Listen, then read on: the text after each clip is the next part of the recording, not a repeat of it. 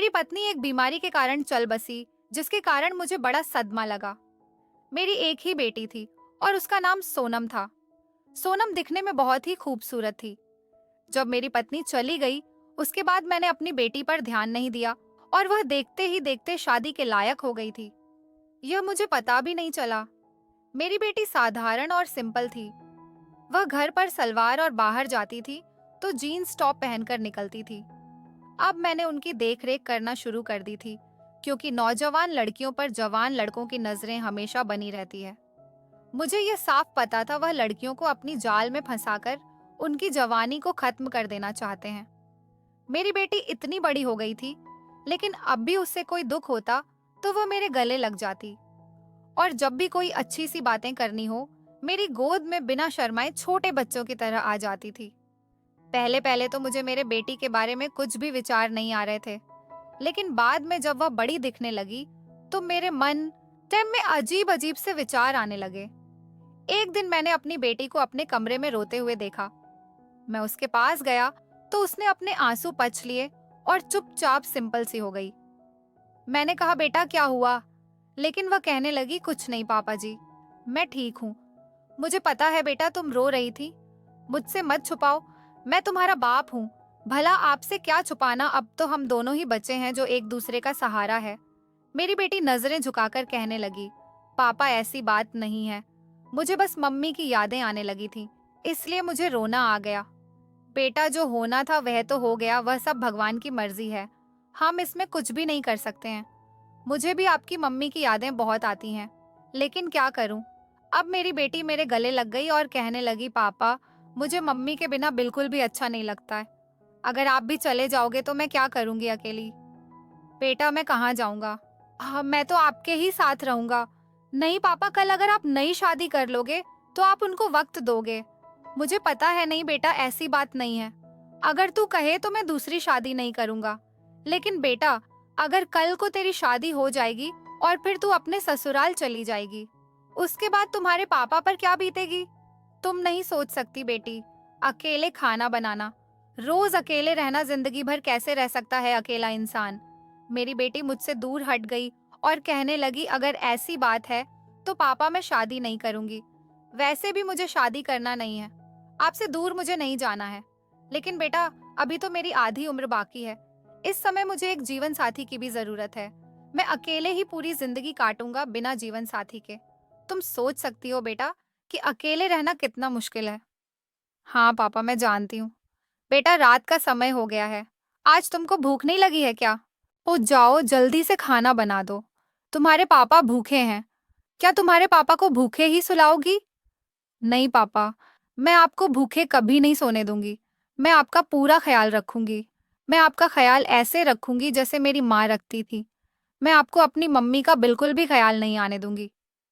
बेटा तेरी बात तो सही है, लेकिन तुम मुझे सब कुछ दे सकती हो, लेकिन एक चीज है, वह मुझे तुम नहीं दे सकती हो। उसके बिना तो एक इंसान जी नहीं सकता। पापा ऐसी कौन सी चीज है जो मैं आपको नहीं दे सकती? आप बताइए तो सही, मैं आपको सब कुछ देने के लिए तैयार हूँ। बेटा तुम पहले खाना बना दो, उसके बाद हम रात भर बातें करेंगे। तुम्हारे पापा कहीं नहीं जाने वाले हैं तुम्हें छोड़कर। हाँ पापा, मैं जल्दी से खाना बना देती हूँ, मुझे भी भूख लगी है थोड़ी सी। मुझे खुद पर शर्म आ रही थी कि मैं अपनी बेटी के साथ क्या करने की सोच रहा हूँ, लेकिन अगर मेरी बेटी भी तैयार हो रही थी तो मैं क्या करूँ। आप बचपन से ही मैंने उसे बड़े प्यार से रखा है, लेकिन आज ऐसी बातें करूंगा तो वह शायद मुझ पर थूकेंगी। खाना खाने के बाद मैं जब अपने कमरे में गया तो मेरी बेटी सोई हुई थी। मैंने कहा, बेटा तबीयत तो ठीक है ना तुम्हारी? हाँ पापा, तबीयत तो ठीक है, लेकिन मेरे पैरों में पता नहीं क्यों हल्का हल्का सा दर्द हो रहा है। ये सब अभी अभी हो रहा था, जब मैं खाना बना रही थी तब तो नहीं हो रहा था। क्या हो सकता है पापा? बेटा कोई बात नहीं, मैं तुम्हारे पैरों की मालिश कर देता हूँ। नहीं पापा आप रहने दो, आप मेरे पैरों की मालिश कैसे कर सकते हो? हाँ, मैं खुद कर लूंगी। अब मैं जवान हो गई हूँ। मुझे पता है बेटा तुम जवान हो गई हो, लेकिन मेरा भी फर्ज बनता है कि मैं तुम्हारी मम्मी के जाने के बाद तुम्हारा ख्याल रखूं। ठीक है पापा कर दो मालिश। मुझे पता था कि तुम नहीं मानने वाले हो। मैं उसके बाद मेरी बेटी के पैरों की मालिश करने लगा।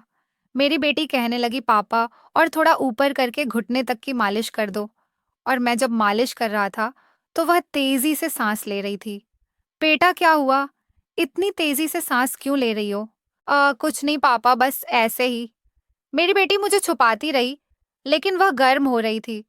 मुझे सब पता चल गया था। मेरी बेटी कहने लगी, पापा, अब मुझे याद आया कि तुम वह कौन सी चीज के बारे में बात कर रहे थे जो मैं तुम्हें नहीं दे सकती। पापा बोलो। अब मैंने उस चीज की ओर इशारा करते हुए कहा, बेटा, तुम मुझे नहीं दे सकती हो। पापा, मैं कुछ समझी नहीं। एक बार फिर से बताओ बेटा। वही चीज जो हर मर्द को अपनी पत्नी से मिलता है, जीवन का परम सुख। पापा, क्या तुम इसकी बात कर रहे हो? उसने इशारा करते हुए कहा, हाँ बेटा, मैं इसी की बात कर रहा हूँ। लेकिन पापा, हम तो बाप बेटी के रिश्ते से बंधे हुए हैं।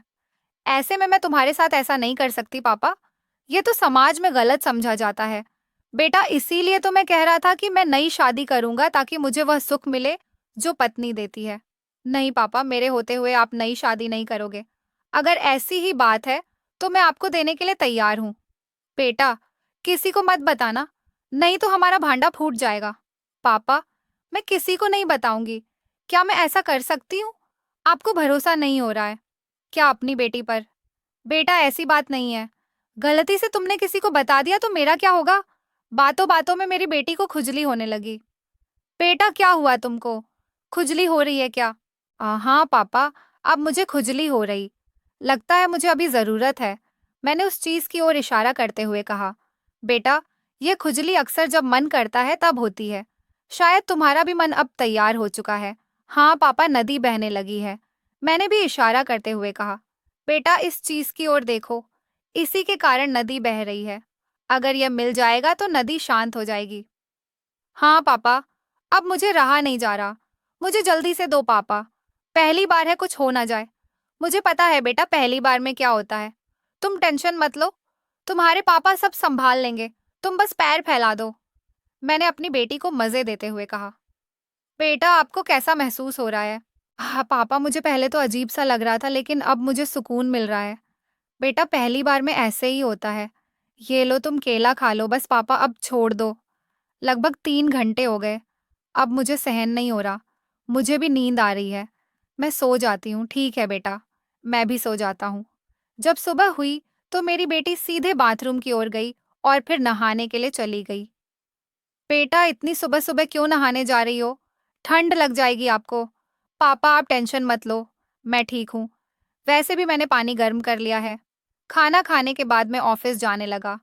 लेकिन तभी मेरी बेटी कहती है, पापा, मैं यहाँ पर अकेले कैसे रहूंगी? मैं भी तुम्हारे साथ आ रही हूँ। मुझे भी ले चलो। ठीक है बेटा, तो चलो तुम भी। बेटा, कार में बैठे बैठे ही मेरा मूड बन गया आज तो। चलो वापस चलते हैं। आज हम फुल मजे करेंगे। पापा, मेरा भी बहुत मन कर रहा है। आधे रास्ते से वापस आने के बाद मेरी बेटी को रूम में ले गया। पापा, क्या हम ये रोज कर सकते हैं? हाँ बेटा, अब हम जब मन करेगा तब करेंगे। मैंने मेरी बेटी को रात से ज्यादा मजे देने लगा। पापा, आप तो इस ट्रेनिंग में पास हो चुके हो। आप तो बिना थके ही मुझे थका देते हो। उस दिन के बाद हम दोनों कभी भी काम कर लेते थे। ये काल्पनिक कहानी थी। इसका उद्देश्य किसी को उत्तेजित करना नहीं है। इसका वास्तविक घटना से कोई संबंध नहीं है। दोस्तों, अगर यह वीडियो आपको अच्छी लगे तो प्लीज चैनल को सब्सक्राइब करना और बेल आइकन को जरूर प्रेस करना, ताकि ऐसी लेटेस्ट वीडियो और रोमांटिक वीडियो आपके लिए लाती रहूं। क्योंकि दोस्तों, यह वीडियो आपको भावुक कर सकती है, आपको उत्साहित कर सकती है, आपको रोमांटिक कर सकती है। तो दोस्तों, इस वीडियो को लाइक करो, शेयर करो और दोस्तों को जरूर भेजो। शुक्रिया दोस्तों। नेक्स्ट वीडियो में मिलती हूँ।